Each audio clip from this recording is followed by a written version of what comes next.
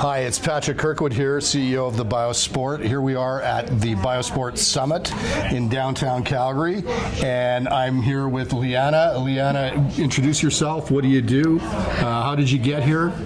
So my name is Leanna Garcia. I am a bobsled pilot aiming to go to the 2026 Cortina Games. I just recently resigned from all of my jobs. I'm a part-time student, full-time athlete, and I'm so excited to learn more about Biosport and see my results. Fantastic. Listen, what do you know about the Biosport so far?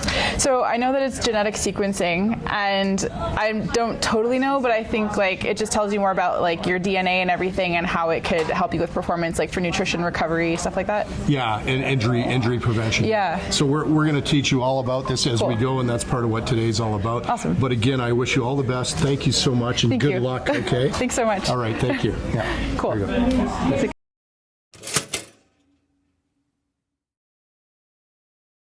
Patrick Kirkwood, CEO of the Biosport. Listen, again, welcome, Leanna.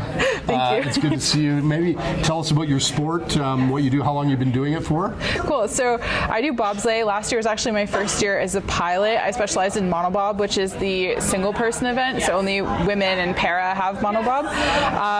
It was a really crazy season. I traveled across North America and Europe. I've been doing bobsled for 5 years, so I did my first 4 years as a brakewoman, and now I've moved on to piloting. Excellent. Well, listen, they've given me some questions to ask you, and there's some minds at work here with these questions, so bear with me. Let's start out with what's the song that gets you hyped before the big performance on the track? Wow. Okay. I don't think there's one song in particular, but definitely old school rap in my physical warm up, and then right before I go down, I have to listen to something a little bit more chill. I have to calm down. What would that be? Maybe just instrumentals, or almost do you know the frequencies? Yeah. Just more meditational. It just calms you. Yeah, because I have to focus so much to drive. That's actually a good question. Let's try another question. If you could describe your training style in one word, what would it be? Lighthearted and fun. That's beautiful. So relaxed, kind of? Yeah, I like having fun. I do really well when I'm having fun, when I'm smiling and laughing with my teammates. Yeah. Being in a tense environment, I feel like I have to wrap myself in my little bubble of staying relaxed, or else I just get too tense and serious, and almost because I'm so tense, I do more poorly. So would it be fair to say you're an easygoing person? Easygoing, but some people describe me as anxious because I'm constantly thinking about things and planning things and need to have things structured. So I think I'm a mix of silly, goofy, and a little bit type A. Well, so let me get rid of that. Okay. So oh, no. let me ask you a question. Okay. When you're actually going down this track, there's got to be a lot of things going through your mind. The very first time that you did it, what would you say? How could you describe that experience? My first time driving, or as a brakewoman? Either way. My first time as a brakewoman, I was what am I doing here? I want to go home. I'm going to call my mom. She needs to come pick me up. I hate this. Wow. So I was with a very decorated Olympian. She's amazing, but it was her first time learning how to drive, and the sled that they gave us was falling apart. There wasn't anywhere I could really hold on, so I was holding on to this little stick that was welded to her seat but not welded to the sled. So every time we had a rough transition from corner to corner, her bum would go in the air, and then I would go in the air. And I was so scared. Wow. It's amazing. Now, when you, have you had any injuries lately? And I better pick up the piece of paper because there might be a question in there. Yeah, so I haven't really had any serious injuries from bobsleigh itself, but just from training. I have a back injury right now that's taken years to kind of. Yeah, me too. Yeah, it's just taken years, and we don't know exactly what it is, and I've been doing my best, and so that's why I'm really excited to get results and stuff to see what could I be doing better, what's going on with this injury that hasn't resolved. So and that's exactly what the program's all about. It's to try and dig deeper, dig into science, and find out, is there an underlying condition, or is there something going on back there? Yeah. So you're gonna, I can tell you this, everybody that we've sequenced so far, when I interview them afterwards, they all say the same thing, and the number one thing that they say is, I learned so much about myself that I kind of already knew, and now it's sort of been validated, number one. And then I've learned a great deal more, and and they're just all, so you'll get that experience, and I can't wait to give that to you. Yeah. Let's go on with the rest of the questions here. What's your go-to post-game meal?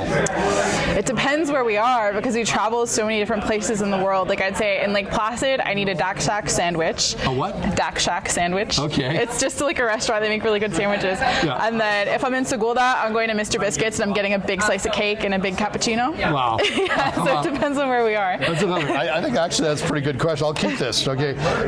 What does peak performance mean to you? Oh, I feel like that's a hard question. I'd say peak performance for me is doing the best in every aspect of your life. So what's your training, doing your best in training, what works for your body, knowing when to stop, knowing when to go hard, recovery, knowing when you need to just chill or when you can go out and have a coffee with friends, nutrition, knowing what works for you, what doesn't work for you, because everyone's different, right? Like I do well on a specific meal plan. My roommate does well on a completely different diet. Yeah. So just making sure that you know yourself and you're prepared in every aspect of your life, and hopefully that leads you to peak performance. I can see why they gave me that question to ask you, because that really, what you just described, that's exactly what the Biosport's all about. Yeah, cool. It's a personalized journey, learning about yourself and all the things that you just described. It's going to, you'll wait till we do the exit interview when you're done, okay? Just a few more questions here. How important is data and science in helping athletes reach peak performance? I think it's so important. So I have a health science background and I'm in school right now for holistic nutrition, and I've done my own digging. Like I used to have chronic fatigue and a lot of issues that no one could really figure out, and so I've gone off on my own and done a lot of extra blood work and swabs and stuff that I've paid for that have helped me on my road to hopefully success. So I think it's everything. I think it's so important for athletes to really advocate for their health, and more than just general health, you know what I mean? Really find out about their bodies, their ancestry. I'm of Mediterranean descent, so I know most Mediterranean women have an iron issue, so that's something I have to be on top of. Yeah. I didn't know that. Yeah. Okay. So you learn something every day. Yeah, so I think it's really important. That's incredible. Listen, again, I thank you so much, and I look forward to when the results come in and you sit down with, actually the gentleman just walked by is probably who you're going to get your consultation with, and you'll see. Yeah, I'm so excited. Thanks again. Cool. Thank you. Yeah.